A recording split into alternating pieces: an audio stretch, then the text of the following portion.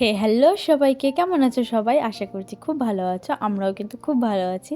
আর আজকের ব্লগটা শুরু করছি সকালবেলা থেকে। মানে ওই ঘুম থেকে উঠে বিছানায় আমি তো উঠে পড়েছিলাম আগে। আমি ব্রাশ করে ফ্রেশ হয়ে নিয়েছিলাম।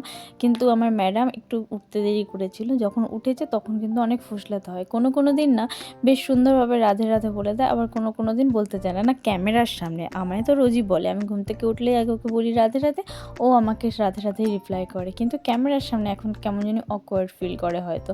ঠিক আছে, যে এখন বাচ্চা মানুষের মুড বলা যায় না। তারপরে যে চা বিস্কিট খেয়ে কিন্তু ব্রেকফাস্টটা সারলাম। সকালবেলা খুব একটা বেশি খাওয়ার অভ্যেস নেই।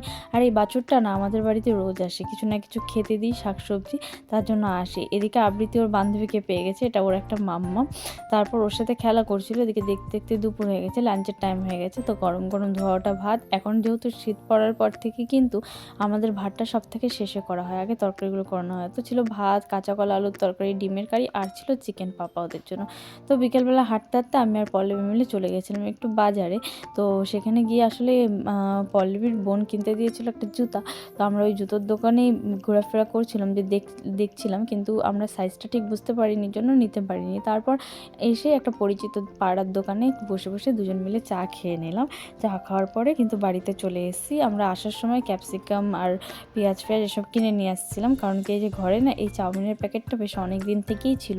তো পল্লবীকে বললাম, ওর যেহেতু দেখতে দেখতে শ্বশুরবাড়ি যাওয়ার টাইম হয়ে যাবে, তাই ওকে বললাম যে তুই বানিয়ে নে। আমি কিন্তু এই পুচকুটলোকে নিয়ে বসেছিলাম, আর ওই কিন্তু বানিয়ে নিচ্ছিল চাউমিনটা।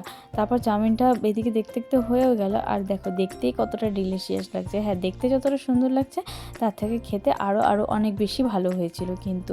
তারপর এই যে আবৃত্তি ওর বড় দিদনকে বলেছিল যে ওকে একটা লাল টুকটুক শাড়ি এনে দিতে, কারণ কি কয়েকদিন পরেই কিন্তু আমার দাদার বিয়ে, সেখানে সবাই জল ভরতে হবে হলুদ শাড়ি পরে। আর হলুদ শাড়িও কিছুদিন আগেই পরেছিল, তাই ওর দিদনকে বলেছে আমাকে একটা লাল শাড়ি এনে দেবে। আর যেই না ওকে শাড়িটা এনে দিয়েছে, অমনি পরে দেখো মেয়ের নাচানাচি শুরু হয়ে গেছে। তো এভাবেই কাটলাম দিনটা। রাধে রাধে।